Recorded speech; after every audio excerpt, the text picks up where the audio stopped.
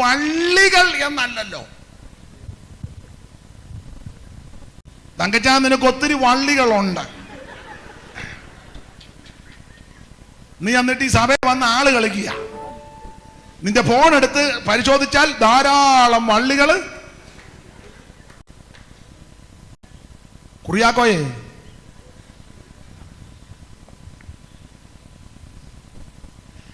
പിന്നെ വിളിക്കാം, അവള് വരുന്നുണ്ട്.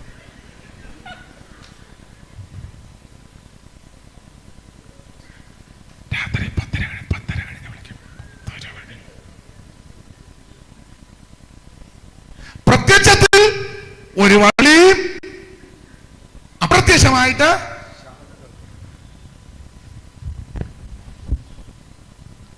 കർക്കശമായി പ്രമാണത്തിൽ നിന്നോണം.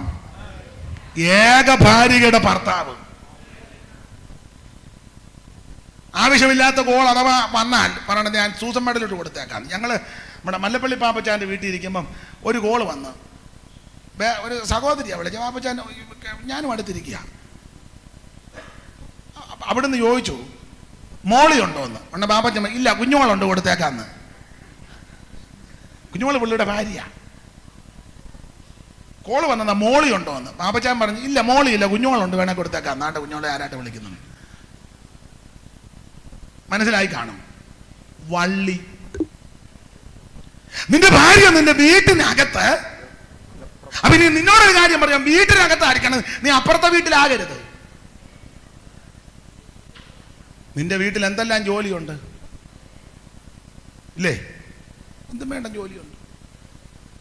കഴിച്ച പാത്രം നീ കഴുകില്ല, അന്നേരം നീ അത് ഇട്ടേച്ചപ്പറ നുണ പറയാൻ പോയത്.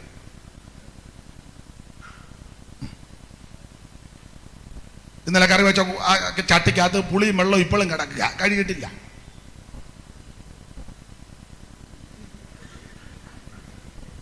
എന്തും വേണ്ട ജോലിയുണ്ട്. നീ അന്നേരം അപ്പുറത്തെ വീട്ടിൽ ചെന്ന് വള്ളി വീശാൻ പോകരുത്. നിന്റെ വീട്ടിനകത്ത്, നിന്റെ ഭാര്യ നിന്റെ വീട്ടിനകത്ത് ഫലപ്രദമായ ആ മുന്തിരി വള്ളി. അടുത്ത വാക്യം വായിച്ചേ മോളെ. നിന്റെ മക്കൾ മേശയ്ക്ക് ചുറ്റും. ആ പോയിന്റ് വരാനാ ഞാൻ പറഞ്ഞ മക്കൾ ധാരാളം നല്ലതാണ്. ഇപ്പം തിരിച്ചു പറയേണ്ട ഗതികേടാ. നിങ്ങൾ തിരിച്ചു പറഞ്ഞു. സ്തോത്രം. മക്കൾ യഹോവ തരുന്ന അവകാശമാണ്. ഉദരബലം ദൈവം തരുന്ന പ്രതിഫലമാണ്. അപ്പൊ ഞാനതാ പറഞ്ഞ, ഹൈറേഞ്ചിലൊക്കെ പിള്ളേര് ധാരാളമുള്ള കാലമാണ്, പണ്ട് കാലം. അപ്പം വസ്തുവുണ്ട്, നന്നായിട്ട് അധ്വാനിക്കണം. അപ്പോൾ ചിലപ്പോൾ ഇളയത്തുങ്ങളെ പഠിപ്പിക്കാൻ, കുടുംബം സന്ധിക്കാൻ, മൂത്ത ചേട്ടന്മാർക്കൊന്നും ചിലപ്പോൾ പഠിക്കാൻ ഒത്തൊന്നും വന്നില്ല. അപ്പൻ്റെ കൂടെ പണിക്ക് ഏലക്കാട്ടി പോകാനോ തേയിലത്തോട്ടത്തിൽ പണിയെടുക്കാനോ ഇല്ലേ, അവരൻ്റെ പറമ്പിൽ പണിക്ക് പോയാൽ 10 രൂപ കിട്ടിയാൽ അത്രയോ ആച്ചല്ലേ. അങ്ങനെയൊക്കെ ചെയ്ത പിതാക്കന്മാർ ചിലപ്പോൾ ഇതിനകത്ത് കാണും.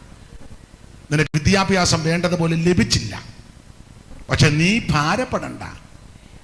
ദൈവത്തിന്റെ പരിശുദ്ധാത്മാവിനെ പ്രാപിച്ചാൽ നിനക്ക് ജ്ഞാനത്താൽ ദൈവം നിന്നെ നിറയ്ക്കും. ഈ ആത്മാവിൻ പ്രത്യേകത ജ്ഞാനത്തിന്റെ ആത്മാവാ. സെക്യുലർ പഠിത്തം നിനക്ക് ലഭിച്ചില്ലെങ്കിലും നീ ദൈവസന്നിധിയിൽ ഇരുന്ന് പ്രാർത്ഥിച്ച് പരിശുദ്ധാത്മാവിൽ നിറഞ്ഞ് ഈ വചനം ധ്യാനിച്ചാൽ അവൻ ലോകത്തിന് കിട്ടാത്ത ജ്ഞാനം ദൈവം നിനക്ക് തരും. ആമേൻ. Praise the Lord. Praise the Lord. ഈ ഉപകാരം ചെയ്യുവാൻ യോഗ്യനല്ല ഞാൻ. ഈ ഉപകാരം ചെയ്യുവാൻ യോഗ്യനല്ല ഞാൻ. നീ കൃപ കാട്ടി നായക ജീവദായക. നീ കൃപ കാട്ടി നായക ജീവദായക. മനുവേല വന്ദനം മണ്ണിലേഖനാ. മനുജാതിക്കായി വന്നതാ ഉന്നതാധിപ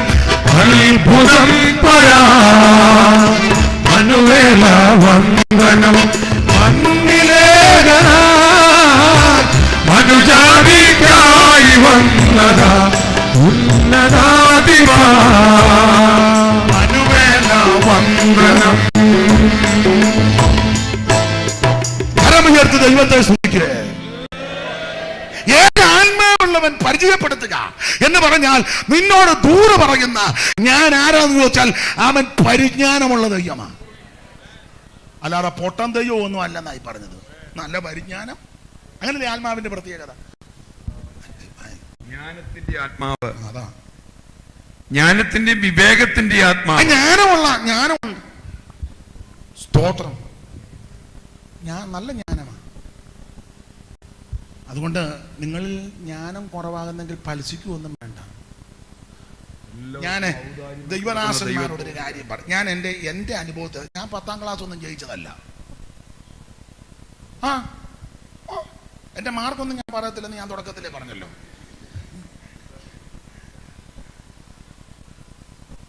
എനിക്ക് ഇംഗ്ലീഷ് വായിക്കാനും എവിടുന്ന് സ്തോത്രം. എനിക്ക് ആംഗലേയ ഭാഷ വശമില്ല. അതുകൊണ്ട് എൻ്റെ അനുഭവത്തിൽ നിന്ന് പറയുക, ഈ പുസ്തകം പഠിച്ച് ധ്യാനിച്ചാൽ മതി. എന്നും വായിച്ചോണം, എന്നും ധ്യാനിച്ചോണം, ഇതെന്നും അയവറക്കിക്കോണം, ഇതെന്നും ഉരുവിട്ടോണം. അറിയാവുന്ന വാക്യം ആരോടെങ്കിലും 2 പേരോടങ്ങ് പറഞ്ഞേക്കണം. അങ്ങനെ പറയുമ്പോൾ പിന്നെയും കിട്ടുമ്പോൾ പിന്നെയും പറയണം. നിന്നെ വെല്ലാനൊരു കുഞ്ഞുങ്ങൾ കാണുക. സ്തോത്രം. പിള്ളേർക്ക് വേറെ പുസ്തകം വായിച്ച് പ്രാർത്ഥിച്ചില്ലേ കഞ്ഞി കൊടുക്കരുത്. ഞാൻ പെന്തിക്കോസുകാരോടായി പറയുന്നത്. പക്ഷെ അവര് കഞ്ഞി കൂടി അല്ലേലും കുടിക്കുകയല്ലേ, ചോറാ. ഞങ്ങളുടെ വീട്ടിലെ പിള്ളേർക്ക് ചോറും കഞ്ഞിയും ഇഷ്ടം. അവർക്ക് എന്തോ ഇപ്പോഴത്തൊക്കെ ഉണ്ടല്ലോ ബർഗർ, അതിൻ്റെ പേരും മറന്നുപോയി. അല്ലെന്ന് വേറെ മറ്റേ എന്ത് വലിയ ആട്ടെ, ഷവർമ എല്ലാം പൂട്ടിക്കൊണ്ടിരിക്കുക. ഷവർമ നീ വർമ്മയെ മാത്രം കൊടുക്കാതെ വേറെ പുസ്തകം അങ്ങോട്ട് കൊടുക്കണം. മനസ്സിലാകുന്നുണ്ടോ? ഇത് വായിച്ച് ധ്യാനിച്ച് പഠിച്ച് അതിൽ തന്നെ രസിച്ചോണം. ഇത് പരിജ്ഞാനത്തിന്റെയാ. അവന്റെ മേലെ യഹോവയുടെ ആത്മാവ് വസിക്കും. ആത്മാവിന്റെ ജ്ഞാനത്തിന്റെ വിവേകത്തിന്റെ ആത്മാവാ. വിവേകം ഉണ്ടാകും. ഈ ആത്മാവിനെ പ്രാപിച്ച നല്ല വിവേക. അപ്പൻ ആരാ, അമ്മ ആരാ, പെങ്ങൾ ഏതാ, ചേട്ടൻ ഏതാ, അനിയത്തി ഏതാ, ചേട്ടന്റെ ഭാര്യ ഏതാ, അനിയന്റെ ഭാര്യ, വിവേകം ഉണ്ടാകും. ഇത് ചിലർക്ക് അമ്മ ഏതാ, പെങ്ങൾ ഏതാ, ചേട്ടന്റെ ഭാര്യ ഏതാ, അനിയന്റെ ഭാര്യ ഏതാ, ഒരു വിവരം. യോഗം കഴിഞ്ഞപ്പോൾ അനിയന്റെ ഭാര്യയും കയറ്റി അവൻ ഓട്ടോയിൽ അങ്ങ് പോയി. അവള് നോക്കി നിൽക്കുക. ആരുടെ കാര്യമാണോ അത് ഞാൻ ഇപ്പൊ പൊതുവെ പറയുന്നില്ല. കൺവെൻഷന്റെ പാട്ട് കഴിഞ്ഞപ്പോൾ അവൻ വേറൊത്തിയും കെട്ടിക്കൊണ്ട്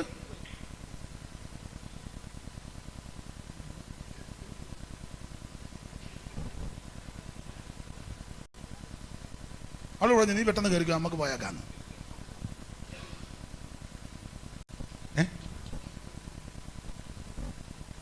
നിങ്ങൾ എന്നെ ഇങ്ങനെ നോക്കുന്നേ. പാസ്റ്ററുടെ ഭാര്യ ഏതാ, വിശ്വാസിയുടെ ഭാര്യ ഏതാ, പാസ്റ്റർ ആരാ, വിശ്വാസി ആരാ, ഇത് വിവേകം ഉണ്ടാകുമെന്ന്. നീ ആരാ, ഞാൻ ആരാ, അവരാരാ, ഇവരാരാ, ഇതൊക്കെ വിവേകം ഉണ്ടാകും. കുഞ്ഞ് പെൺകുട്ടികളോട് എങ്ങനെ ഇടപെടണം, മുതിർന്ന സ്ത്രീകളോട് എങ്ങനെ ഇടപെടണം, അമ്മയേക്കാൾ പ്രായമുള്ളവരോട് എങ്ങനെ ഇടപെടണം, വിവേകം ഉണ്ടാകുമെന്ന്. ചില പാസ്റ്റർമാർക്ക് വിവേകമല്ല. പ്രായമുള്ള വല്യമ്മച്ചയെ കയറിയ സഹോദരി,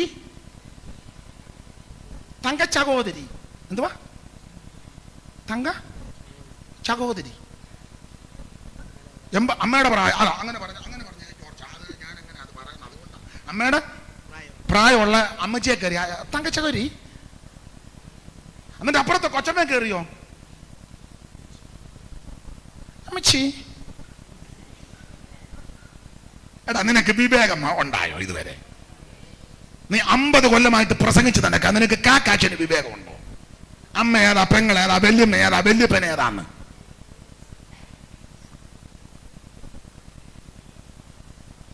അല്ല, ഇത് എല്ലാവരുടെ കൂടിയുള്ള യോഗമല്ലേ? എല്ലാവർക്കും കേൾക്കട്ടെ, ലോകം മുഴുവൻ കേൾക്കട്ടെ. പ്രായമുള്ളൊരു വല്യപ്പൻ സഭ ഇരിക്കുക, തോമാ സഹോദര.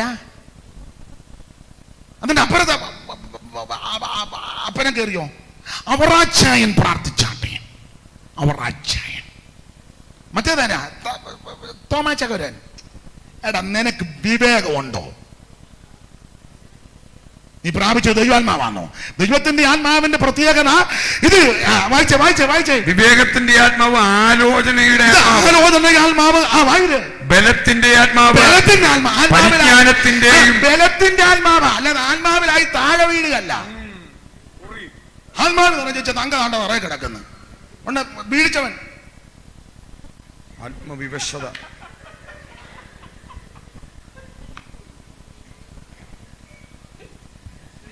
ഉണ്ണെ അത് ഈ പാവം പിടിച്ച സഹോദരിമാർ ഇത് കാണുമ്പോൾ അവരോർക്കുന്നത് നെഞ്ചു വിലങ്ങി നിൽക്കുകയാണ്. ഉണ്ണെ അതുങ്ങൾ അണ്ണ അടുത്തിരിക്കുന്ന മേരി അണ്ണ തങ്ക ഈ ശബ്ദം കേട്ടോണ്ട് അപ്പുറം പുറകിൽ കൂട്ടം ബഹളം. അവൻ മയക്കി വെച്ചു വണ്ടിയെ കയറി പോവുകയും ചെയ്തു. നീ അവിടെ മലന്ന് കിടക്ക്. ഇത് ബലത്തിന്റെ ആത്മാവാ. നീ ബലഹീനതയോട് യോഗത്തിൽ വന്നെങ്കിൽ തിരിച്ചു പോകുന്നത് ബലപ്പെട്ടു പോകണം. നീ രോഗിയായിട്ട് വന്നെങ്കിൽ ഇന്ന് രാത്രി തിരിച്ച് രോഗസൗഖ്യം കിട്ടിപ്പോകണം.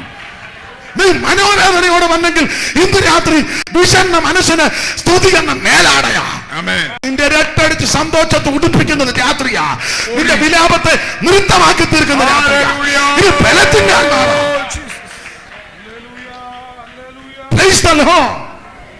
ഞാൻ എല്ലാ ഭാഗവും വിവരിക്കാൻ നേരമില്ല. പരിജ്ഞാനത്തിന്റെയും യഹോവ ഭക്തിയുടെയും ആത്മാവ് തന്നെ. ഏഴാത്മാവെന്നല്ലേ ദൈവത്തിന്റെ പരിചയപ്പെടുത്തിയപ്പോ ഞാൻ ആരാന്ന് പരിചയപ്പെടുത്തി. സർദീസിലെ സഭയുടെ ദൂതനോട് പറയുക. 3:1 അങ്ങനല്ലേ വായിക്കുന്നത്? സർദീസിലെ സഭയുടെ ദൂതനോട് പറയുക. വായിച്ച 3:1. സർദീസിലെ സഭയുടെ ദൂതൻ എഴുതുക, ദൈവത്തിന്റെ ഏഴാത്മാവ്. ഇവിടെ തന്നെ 6 കാര്യം പറഞ്ഞിട്ടുണ്ട്. അതിലെല്ലാം പറയാൻ നേരമില്ല. അതിലെടുത്ത് പറയും ഈ പരിജ്ഞാനത്തിന്റെ ആത്മാവാ. പരിജ്ഞാനമാ. യോഗം എങ്ങനെ നടത്തണം, എങ്ങനെ നിർത്തണം, അതൊക്കെ പരിജ്ഞാനം ഇത് പ്രാപിക്കും. തിരുമേശയ്ക്ക് എന്നാ പറയേണ്ടത്, സ്നാനത്തിന് എന്തോ പറയണം, വീട്ടു പ്രാർത്ഥനയ്ക്ക് എന്തോ പറയണം. പരിജ്ഞാനമാണ്. ജ്ഞാനം വേറെ പരിജ്ഞാനം വേറെ, രണ്ടും രണ്ടാ. ജ്ഞാനമെന്ന് പറഞ്ഞാൽ അറിവാ. പരിജ്ഞാനം എന്ന് പറഞ്ഞാൽ പഠിച്ച അറിവ് പ്രയോഗിക്കുന്ന വിധം, സന്ദർഭത്തിനനുസരിച്ച് കൈകാര്യം ചെയ്യുക. ഉദാഹരണമാ പറയാൻ പോകുന്നത്, ഉപദേശമല്ല, ഉദാഹരണമാണേ. ജ്ഞാനവും പരിജ്ഞാനവും തമ്മിലുള്ള വ്യത്യാസം. ഉദാഹരണം, മോളെ നേഴ്സിംഗ് പഠിപ്പിക്കാൻ വിട്ടു. 3 വർഷം അല്ലെ 4 വർഷം പഠിച്ചു, മിടുക്കിയായി. ഉദാഹരണമാണേ. അവൾ അവിടെ പഠിപ്പിച്ചു. വിഷമുള്ള പാമ്പ് കൊത്തിയാൽ ആ മുറിവേറ്റ കടിഭാഗത്തിന് ഒരു ചാൻ മുകളിലോട്ട് കയറി കയറിട്ടൊന്ന്, അത് ജ്ഞാനം പഠിച്ചതാ. ഉദാഹരണമായി പറയുന്നേ, പാമ്പ് കടിച്ചാൽ, കൊത്തിയാൽ, ആർക്കും വരാതിരിക്കട്ടെ, ഉദാഹരണമാണ്. കൊത്തിയാൽ ആ കടിച്ച കടിഭാഗത്ത് മുറിവുള്ള ഭാഗത്തിന് ഒരു ചാൻ മുകളിലോട്ട് കയറി ഒരു കെട്ട് അടിയന്തരമായിട്ട് അടുത്തുള്ള ആശുപത്രിയിൽ എത്തിക്കുക. ഇത് ജ്ഞാനം. പരിജ്ഞാനത്തോടെ അത് ചെയ്യണം. മോളെ പഠിപ്പിക്കാൻ പറ്റും, നന്നായിട്ട് പഠിച്ചു, ജ്ഞാനമൊക്കെ കിട്ടി. പക്ഷേ ബ്ലസ്സിക്ക് പരിജ്ഞാനമില്ല. പഠിച്ച് സർട്ടിഫിക്കറ്റുമായിട്ട് ബ്ലസ്സി വീട്ടിൽ വന്ന് 2 ദിവസം കഴിഞ്ഞപ്പോൾ ബ്ലസ്സിയുടെ വല്യപ്പൻ, ഉദാഹരണമാണ്, വല്യപ്പൻ കിഴക്കനാടായതുകൊണ്ട് പറയാം, കുരുമുളക് പറിക്കാൻ ഏണി വെച്ച് കേറുക. കുരുമുളക് കൂടി പറിക്കാൻ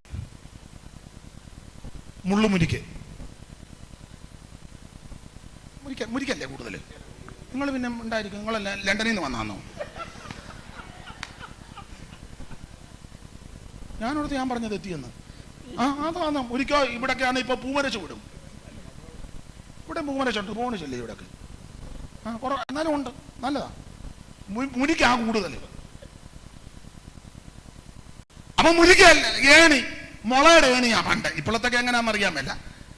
കല്ലമുള. അത് ചവിട്ടി അപ്പൻ കയറി. ഇവള് സർട്ടിഫിക്കറ്റ് അലമാരി ഇരിക്കുന്നു. ഇവള് തിണ്ണയിലിരുന്ന് പേപ്പർ വായിക്കും. ഇപ്പം കൊച്ചുങ്ങൾ അതിന്റെ മൊബൈലിൽ ഇടയ്ക്കിടയ്ക്ക് നോക്കുന്നുണ്ട് അപ്പം കയറുന്നത് വല്യപ്പൻ.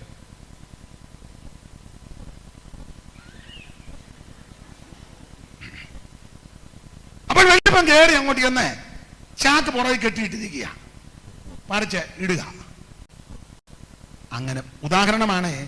പറിച്ചുകൊണ്ടിരുന്നപ്പോൾ ആ കൊടിയിൽ ചുറ്റിയിരുന്ന ഒരു പാമ്പ്, വിഷമുള്ള പാമ്പ് അപ്പൻ്റെ നെഞ്ചിനിട്ടൊരു കൊത്ത് കൊണ്ടപ്പം പെട്ടെന്ന് ചടയെന്നിറങ്ങി. മോളെ എന്നെ പാമ്പ് കൊത്തി. അപ്പോൾ പഠിച്ച ജ്ഞാനം ഓർപ്പിച്ചു. മുറിവുള്ള ഭാഗത്ത് നിന്ന് ഒരു ചാൺ മുകളിലോട്ട് കെട്ടി ഒരു കെട്ട് നെഞ്ചത്താ കൊത്തിയത്.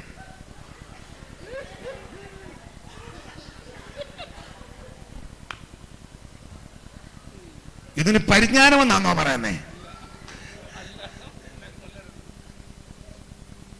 ഇതിനാണോ പരിജ്ഞാനം? അതാ, അത് പരിജ്ഞാനമല്ല. എന്നാൽ ദൈവത്തിന്റെ ആത്മാവ് ഒരു വ്യക്തിയിൽ വ്യാപരിച്ചു കഴിഞ്ഞപ്പോൾ അവന് പരിജ്ഞാനമുണ്ടാകും. അതാ ഈ ആത്മാവിന്റെ വിശേഷത. ഇങ്ങനെ പരിജ്ഞാനമുള്ള, ജ്ഞാനമുള്ള, ബലമുള്ള ഈ ആത്മാവിനെ പറ്റിയാണ് മൂന്ന് പറയുക, 7 ആത്മാവുള്ളവൻ സഭയ്ക്ക് ദൂത് പറയുക എന്ന് പറഞ്ഞാൽ ഞാൻ ഒറ്റ വാക്യം പറയാം. നിനക്ക് പരിജ്ഞാനമില്ലെങ്കിലും നിന്നെ വിളിച്ച ദൈവം പരിജ്ഞാനമുള്ളവനാണ്. നിനക്ക് ജ്ഞാനമില്ലെങ്കിലും നിന്റെ മേൽ പകർന്ന ആത്മാവ് ജ്ഞാനത്തിന്റെ ആത്മാവാ. നിനക്ക് വിവേകമില്ലെങ്കിലും നിന്റെ മേൽ പകർന്ന ആത്മാവ് വിവേകത്തിന്റെ ആത്മാവാ. ഈ ദൈവത്തിന്റെ പരിജ്ഞാനത്തിന്റെ ഒരു തെളിവ് 10-30 ലക്ഷം ജനമെന്ന ഈ ഓടെ കണക്ക്, ഒരു കണക്ക്, പഴയ പ്രയോഗമാണ്. ഓടെ കണക്ക് 30 കൂടാനാ സാധ്യത. നമുക്കൊരു 30 എടുക്കാം. ഈ 30 ലക്ഷം ജനം മരുഭൂമിയിലേക്ക് കയറി. അവിടുന്ന് പരിജ്ഞാനമുള്ള ദൈവമാണ്. അതുകൊണ്ട് നമ്പനാൻ കർക്കശ ഉപദേശം കൊടുത്തു, ആയുധങ്ങളുടെ കൂട്ടത്തിൽ ഒരു പാരയും വേണമെന്ന്. അത് സെൻറ്ററിലുള്ളവർക്ക് പാര വെക്കാനാണോ? UPF അഖിലേന്ത്യാ പെന്തക്കോസ്ത് ഐക്യവേദി അതിനകത്ത് പാര വെക്കാനാണോ?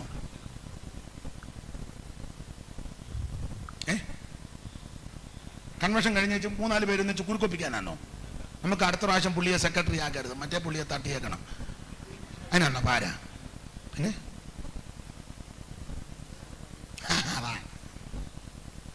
നിന്റെ ആയുധങ്ങളുടെ കൂട്ടത്തിൽ ഒരു പാര ഉണ്ടായിരിക്കണം. അതിന് പ്രമാണം കൊടുത്തു, ഭാഗ്യത്തിന് പോകുമ്പോൾ അതെടുത്തോണം. അവിടുത്തെ പരിജ്ഞാനം എത്ര ശ്രേഷ്ഠമാണ്. ഈ 30 ലക്ഷം ജനവും കൂടെ പാരയില്ലാതെ പോയി ആ ഏരിയയിൽ ആർക്കെങ്കിലും പോകാൻ പറ്റുമോ? അവിടുന്ന് പരിജ്ഞാനമുള്ള ദൈവമാണ്. ഞാൻ ഒരു ദൃഷ്ടാന്തം അങ്ങോട്ട് തന്നടാ. നിനക്ക് പരിജ്ഞാനമില്ലെങ്കിലും നിന്നെ വിളിച്ച ദൈവം പരിജ്ഞാനമുള്ളവനാണ്. സ്തോത്രം. ജ്ഞാനം, നീതി, വിശുദ്ധി വീണ്ടെടുപ്പുമായി, ജ്ഞാനം, നീതി, വിശുദ്ധി വീണ്ടെടുപ്പുമായി മാനുച്ചപേക്ഷത്തിൽ ഭൂവിൽ വന്നു താൻ.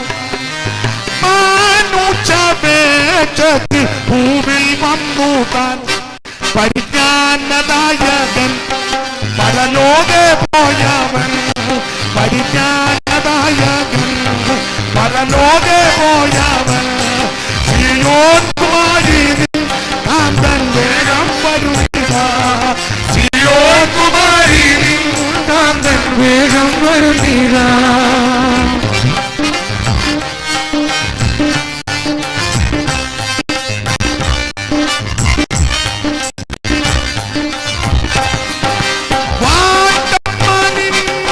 ഇല്ലാതെ നീ നിന്നാൽ ഒരു മാറ്റം കൂടാതെ നിന്നെ കാഴ്ച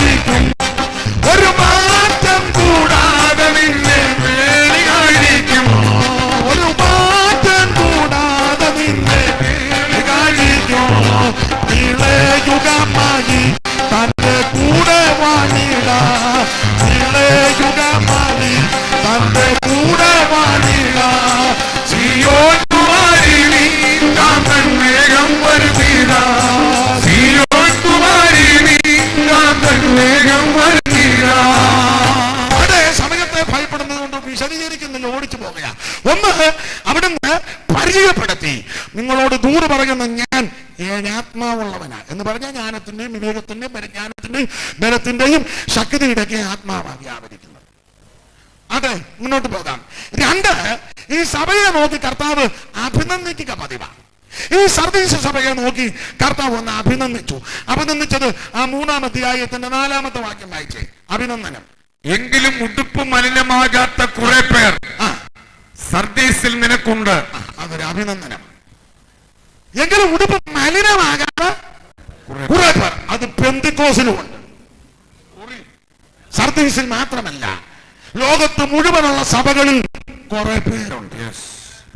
അവിടെവിടങ്ങളിൽ നിന്ന് കരുതുന്ന, വിശുദ്ധിയോടെ, വിശ്വസ്തയോടെ, പരമാർത്ഥതയോടെ, പ്രമാണത്തോടെ ജീവിക്കുന്ന കുറച്ച് പേര് അടിമാലിയിലുമുണ്ട്. ഇടുക്കി ജില്ലയിലുമുണ്ട്, കേരളത്തിന്റെ 14 ജില്ലയിലുമുണ്ട്, ഇന്ത്യയുടെ എല്ലാ സ്റ്റേറ്റുകളിലുമുണ്ട്, ലോകത്തിന്റെ വിവിധ രാജ്യങ്ങളിലുണ്ട്. ആരാ? കുറച്ച് പേര്. പെന്തിക്കോസിൽ ഒത്തിരി പേര് കാണും. ചില പറയാം ഞങ്ങളുടെ സഭയെന്ന് പറഞ്ഞു നമ്പർ 1 അസംബ്ലീസ് അഭിനന്ദിക്കുന്നു. ഒരാളെന്നോട് പറഞ്ഞു ഞങ്ങളുടെ ഒരു സഭയിൽ 10 ലക്ഷം പേരുണ്ട്. അതിനകത്ത് മലിനമാകാത്ത എത്ര എണ്ണം ഉണ്ടായി?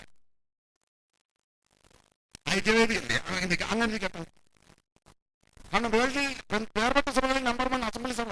അതാ ഞാൻ ഒന്നേ തുടങ്ങില്ല. ഓർക്കുന്ന അസംബ്ലി സഭയുടെ കാര്യം മാത്രം പറഞ്ഞ് ഞാൻ അങ്ങ് അടങ്ങുവാന്നാണ്. ലേഖലായി അസംബ്ലി സഭയുടെ കാര്യം അഭിനന്ദിക്കുന്നു. ഇന്ത്യയിലെ സഭ സ്ഥാപിച്ചതിൽ അവരാ മുൻപന്തി വന്നത്. അത് കഴിഞ്ഞാൽ ചർച്ച പോടൊക്കെ യോർക്കും മേരി ചാപ്മാനും ഒക്കെ വന്നത് നമുക്ക് എടുത്തു നോക്കിയാവും. അവരുടെ കൂടെ വന്നത് ആ കുക്ക് സാഹിബ്, പിന്നെ സാഹിബ്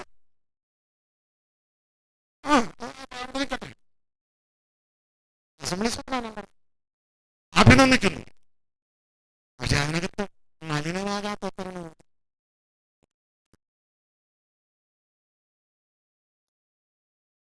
അപ്പൊ അടുത്ത ഗ്രൂപ്പുകാർ ഞങ്ങളാണ് ചർച്ചക്കാർ.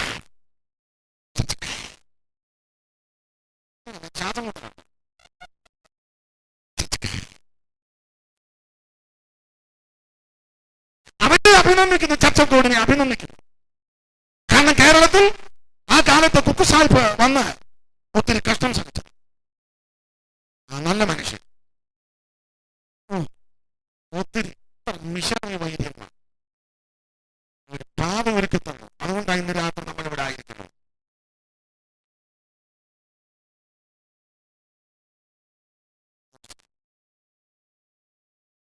ഒടുവിൽ ആ മനുഷ്യന്റെ നാട്ടിലോട്ട്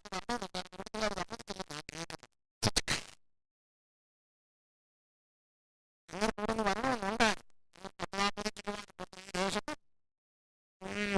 അയാളെ ഓടിച്ചുവിട്ട ചരിത്രം ഒന്നും ഇയാളൊന്നും പറയാതിരിക്കുന്നതാ. നല്ല മനുഷ്യനാണ്, ഭക്തനായ എന്ത് കഷ്ടപ്പെട്ടു. കുന്നും മലയേറ്റാൻ കയറി എന്ത് ദുരിതമനുഭവിച്ചാണ്. ഒരു കഷ്ടപ്പെട്ട് കല്ലിശ്ശേരി തടി കൊണ്ടുവന്ന് നടക്കുന്ന ആനെ കൊണ്ട് വലിച്ച കുളത്തിലെ ശിവനെ കൊണ്ട് ഒരു കാണേണ്ടി വന്നു. ആർക്കും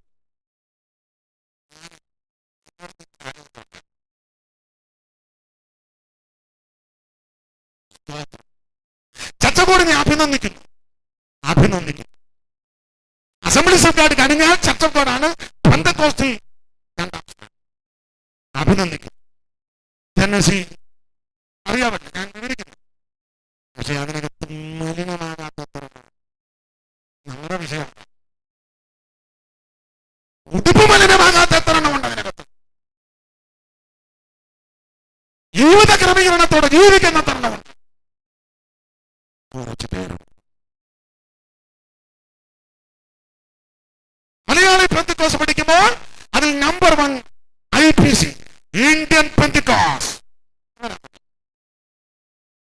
മോഡേൺ ആൾക്കാരെ പറയും ഇന്ത്യൻ പെന്തക്കോസ്. പഴയ അപ്പച്ചന്മാർ പറയും ഇന്ത്യ പെന്തക്കോസ് ദൈവസഭ. അഭിനന്ദിക്കുന്നു. കുമ്പനാണ് ആസ്ഥാനമായി.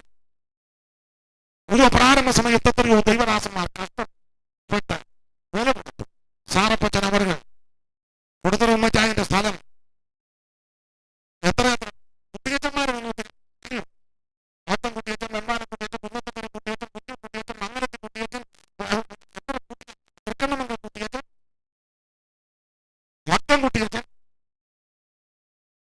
പിതാക്കൾ.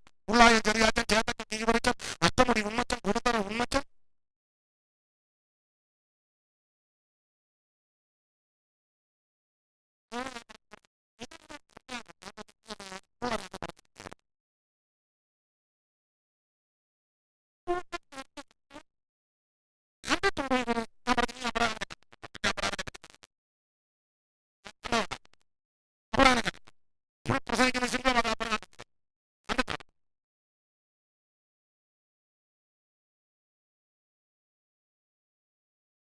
ഇന്ത്യ പെന്തക്കോസ്ത് ദൈവസഭ അഭിനന്ദിക്കുന്നു. കേരള പെന്തക്കോസ്ത്, മലയാള പെന്തക്കോസ്തിൽ ഉപദേശങ്ങൾക്ക് വേണ്ടി വളരെ തീവ്രതയോടെ വാദിച്ച പിതാക്കന്മാർ, അത് അഭിനന്ദിക്കേണ്ട കാര്യം. IPCC പഴയ സഭകളൊക്കെ ചെന്ന് പ്രവചനവാദായി എന്ന് പറഞ്ഞ ഇഷ്ടമാ വെള്ളത്തിലൊന്നുകൂടെ അന്ന് പറഞ്ഞു വേണ്ട പറഞ്ഞു പറഞ്ഞ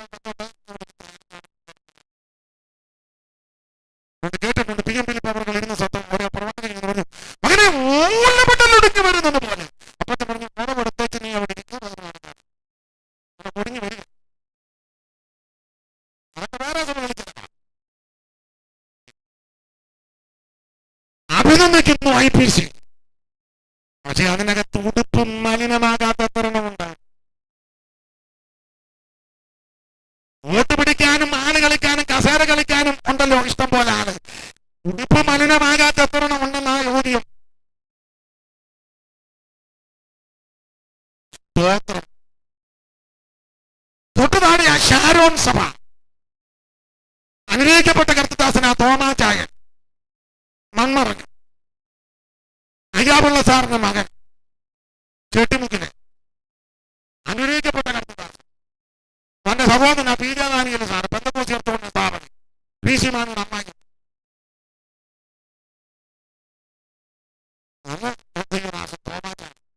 ഒരു കാര്യം ഇന്ന് അമേരിക്കയിലുള്ള പല വിദ്വാന്മാരും അമേരിക്ക ചെന്ന കാര്യം ദൈവം കഴിഞ്ഞ തോന്നാത്ത ദൈവം കഴിഞ്ഞ ധാരാളം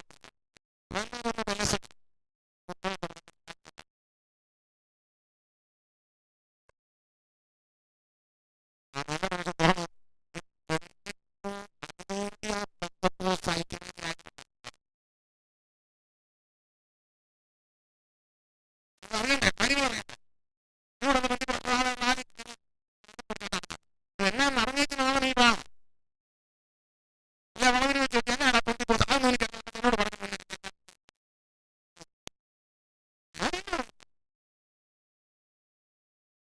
ഷാരോൺ സഭ അനുഗ്രഹിക്കപ്പെട്ട സഭ. എനിക്ക് തോമാച്ചാൻ ഉള്ള സമയത്ത് ഞാൻ കണ്ടിട്ടുണ്ടെന്ന് അതൊക്കെ എനിക്ക് പ്രാർത്ഥിച്ചിട്ടുണ്ട്. എനിക്ക് അദ്ദേഹത്തോട് ബഹുമാനം. അദ്ദേഹം അന്ന് ഷാരോൺ സഭ ആരംഭിച്ചപ്പോൾ അദ്ദേഹം ഒരു നിബന്ധന, ഷാരോൺ സഭയ്ക്ക് സഭാതോട് പണിയുന്നെങ്കിൽ വാങ്ങുന്നെങ്കിൽ റോഡ് സൈഡ് നിങ്ങൾ ആ കാലത്ത് നമ്മുടെ ഷാരോൺ സഭ എല്ലാം നോക്കി എല്ലാം റോഡ് സൈഡ്. നമ്മുടെ റോഡിൽ കൂടെ റോഡ് ചെല്ലണമെങ്കിൽ രണ്ട് കണ്ണം റബ്ബർ തോട്ടം വഴി കയറി കാല് തെറ്റാതെ സൂക്ഷിച്ച് റബ്ബർ തോട്ടം വഴി കയറി അവിടെ ചെന്നപ്പോൾ 18 സ്റ്റെപ്പ് കയറി അവിടെ ചെന്നപ്പോൾ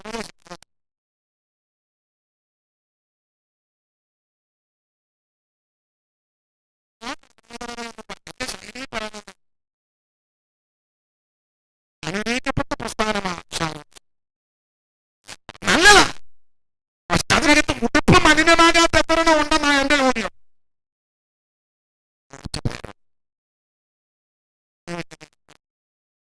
കല്ലുമല കുഞ്ഞുമോനിച്ചായൻ സ്ഥാപിച്ച സഭ, കല്ലുമല സഭ